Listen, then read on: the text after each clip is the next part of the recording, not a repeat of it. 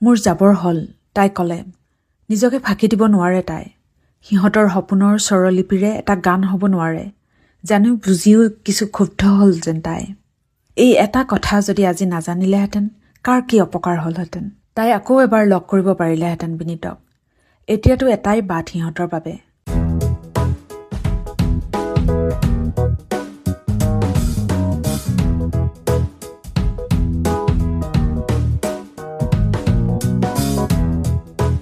নমস্কাৰ।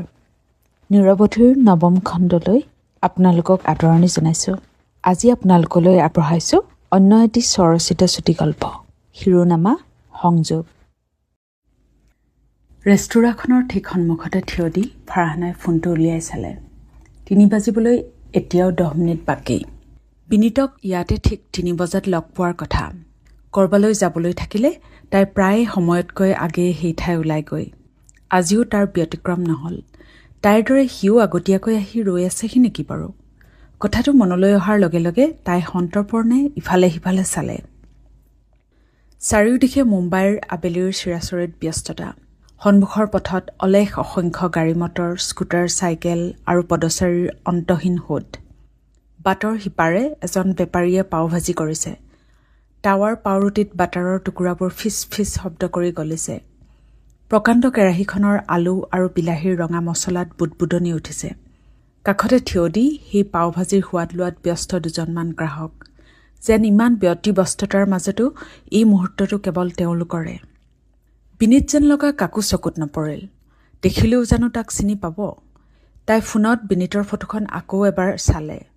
হাহু নাহাহুকৈ থকা এখন মুখ, ডাঠ চেলাউৰীৰ তলত গম্ভীৰ দুচকু, কাণৰ তলিলৈকে পৰা কেঁকুৰা চুলি। বাম্বল নামৰ ডেটিং এপটো খুলি আন ফটো দুখনতো চকু ফুৰালে। এখনত সাগৰৰ ঢৌৰ সন্মুখত বিনীতৰ হাঁহি ভৰা মুখ, আনখনত ঘৰুৱা পৰিৱেশৰ ক্ল'জ আপ। প্ৰতিখনতে যেন এক ভিন্ন ব্যক্তিত্ব, ভিন্ন আবহাৱা। অজ্ঞতা ফাৰহানাই মেছেজ লিখিলে, তাই সোনকালেই আহি পাইছেহি বুলি।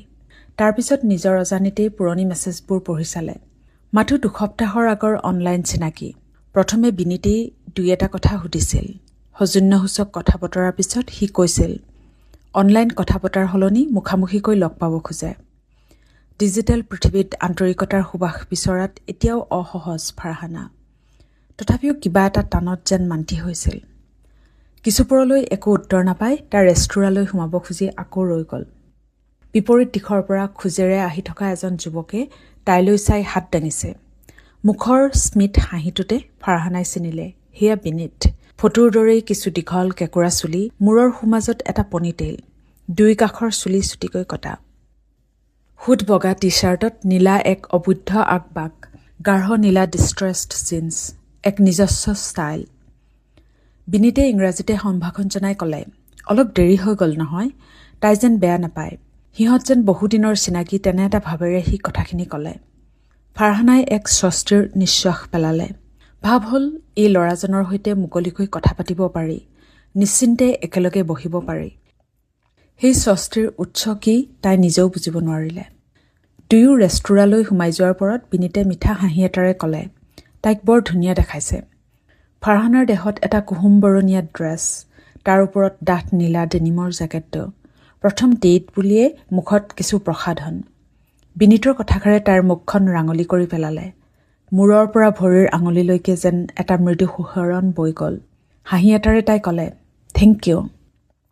ৰেস্তোৰাঁৰ এচুকৰ দুজনীয়া টেবুলখনত সিহঁত মুখামুখিকৈ বহিল।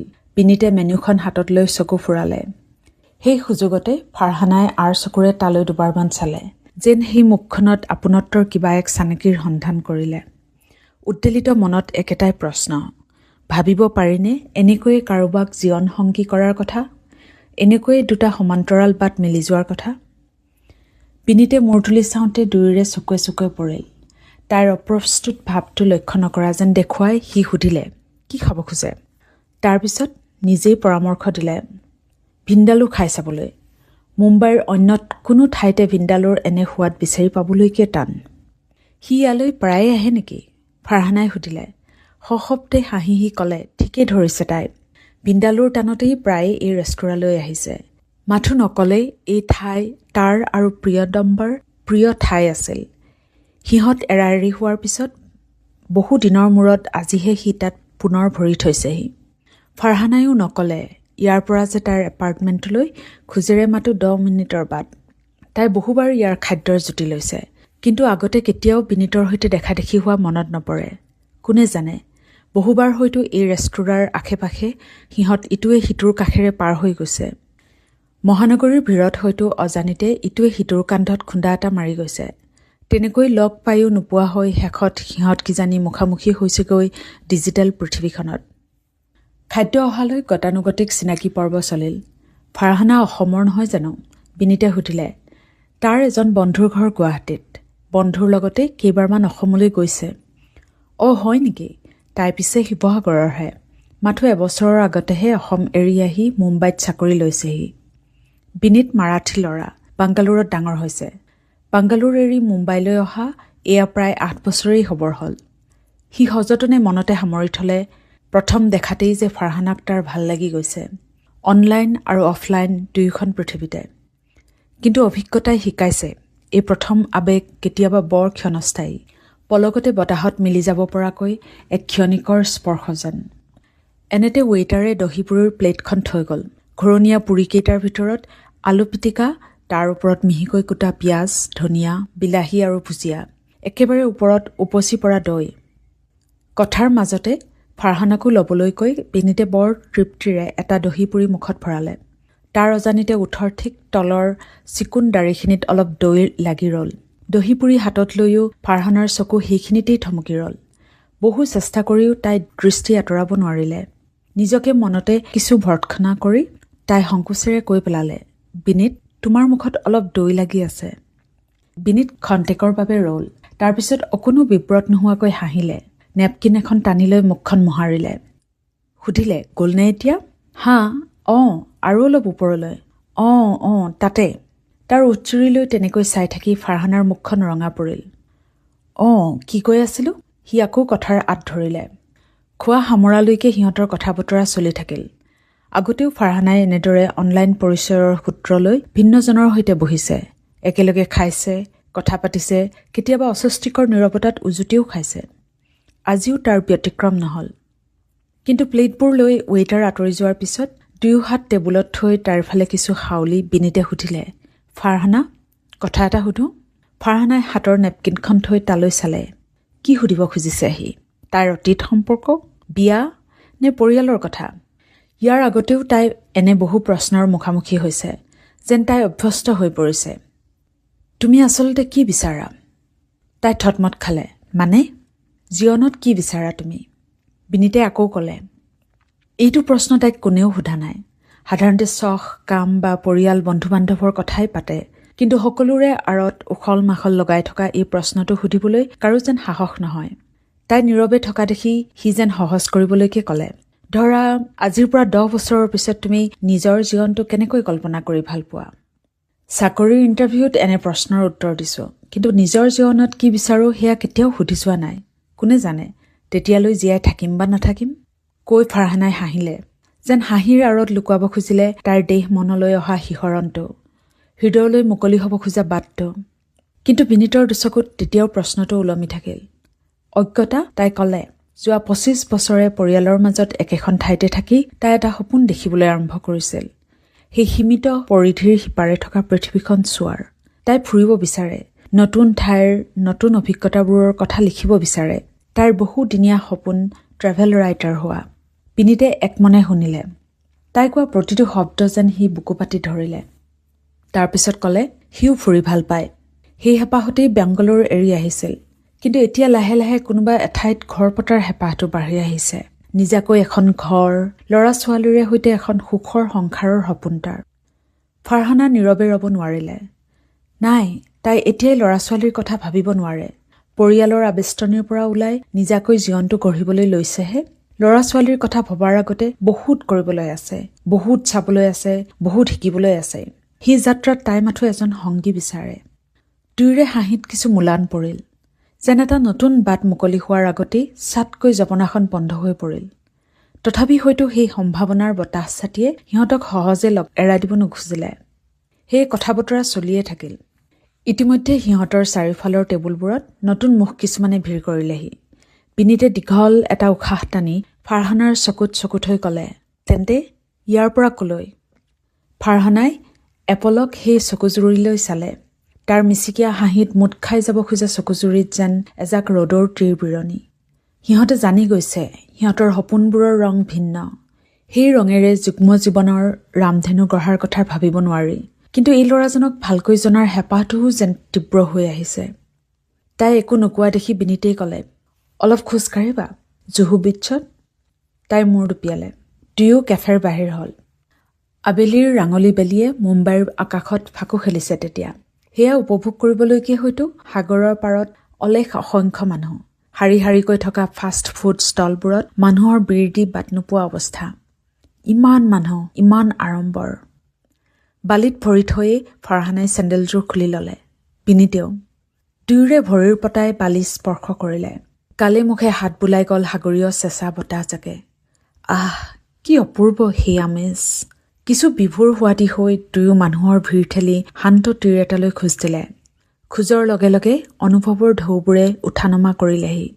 তাৰ কিছুমানে শব্দৰ ৰূপ ল'লে, কিছুমানে নিঃশব্দে খলকনি তুলি তুলি ৰৈ গ'ল দুয়োৰে হৃদয়ত। মই বৰ কষ্টত উঠা জানা ফাৰহানা। মদাহী দেউতা, সকলো কষ্ট অত্যাচাৰ সহি নিমাতে ৰোৱা মা। প্ৰত্যেক ৰাতি দেউতাৰ ভয়ত তাপ মাৰি ৰোৱা দাদা আৰু মই সপোন দেখিবলৈ লৈছিলোঁ। সেই অশান্তিৰ পৰা ওলোৱাৰ, নিজাকৈ এটা সুখী পৰিয়াল গঢ়াৰ। সেই সপোনটোৱে আমাক কিজানি শক্তি দিছিল, সকলো কষ্ট সহিও পঢ়িবলৈ, নিজৰ ভৰিত থিয় দিবলৈ। কৈ কৈ বিনীত এচটা শিলত বহি পৰিল। আকাশৰ মুঠি মুঠি ৰংবোৰ যেন তাৰ মুখত পৰিলহে। নীৰৱে তাৰ কাষতে ফাৰহানা বহি পৰিল। দাদাৰ এতিয়াৰ সুখৰ সংসাৰখন দেখি বৰ ভাল লাগে। তেনেকুৱা সুখী পৰিয়াল এটাৰ কাৰণে মোৰ হেঁপাহটোও তীব্ৰ হৈ উঠে। সি ক'লে। সিহঁতৰ সন্মুখত জুহুৰ ৰাখি ৰাখি বালি। তাৰ সিপাৰে সৰু বৰ ঢৌৱে কঁপাই থকা সাগৰৰ বুকু। ফাৰহানাৰ তাক বহু কথাই সুধিবৰ মন গ'ল। জানিবৰ মন গ'ল সেই নিদাৰুণ শৈশৱৰ কথা, সেই অন্ধকাৰত ৰ'দ ছাতি হৈ উজলি উঠা সপোনটোৰ কথা। কিন্তু তাই একো নুসুধিলে। মাথো ক'লে, মই বিচাৰোঁ সুখে দুখে লগ দিব খোজা আপোন কাৰোবাক, যাৰ সমগ্ৰ পৃথিৱীৰ বিপৰীতে হ'লেও মোৰ কাষত থিয় দিয়াৰ সৎ সাহসখিনি আছে। তাৰ মাতটো কিছু কপিল, ঘাট প্ৰতিঘাতৰ বুকু ফালি ওলোৱা এক আকলোৱা হেঁপাহ হৈ ওলাল সেই মাত। বিনীতে কিছু কৌতূহলেৰে তাইলৈ চালে, কিন্তু একো নুসুধিলে। সোধা হলেও জানো তাই ক'লেহেঁতেন। চিৰ জীৱন কাষত ৰোৱাৰ প্ৰতিশ্ৰুতি দিও কেনেকৈ তাইৰ জীৱনত নিৰুদ্দেশ হৈ গৈছে ভালপোৱা। কেনেকৈ ভালপোৱাতকৈ ধৰ্ম জাত পাত একোৱেই ডাঙৰ নহয় বুলি কোৱা একালৰ আপোনজনৰ মাজত কণমান সৎ সাহসৰ অভাৱ ঘটিছে। সমাজে না বোলাৰ লগে লগেই তেওঁ তাইৰ বাবে অচিনাকি হৈ গৈছে। তথাপি যেন তাই বিশ্বাস কৰিব খোজে, ভালপোৱা হেৰাই যোৱা নাই। ক'ৰবাত এতিয়াও ৰৈ আছে তাৰ বাবে সেই সঁচা ভালপোৱা আৰু সেই ভালপোৱাক মৰ্যাদা দিব পৰা সততা। লাগিলে সেয়া চিনাকি পৃথিৱীতে হওক বা অচিনাকি অনলাইন পৃথিৱীতে হওক। বন্ধু বান্ধৱে কবৰ দৰে হোপলেছ ৰোমান্টিক তাই। তাই উচপিচাই থিয় দিলে। তাকে দেখি বিনীতো উঠিল। মোৰ যাবৰ হ'ল, তাই ক'লে। নিজকে ফাঁকি দিব নোৱাৰে তাই। সিহঁতৰ সপোনৰ স্বৰলিপিৰে এটা গান হ'ব নোৱাৰে। জানো বুজিও কিছু ক্ষুব্ধ হ'ল যেন তাই।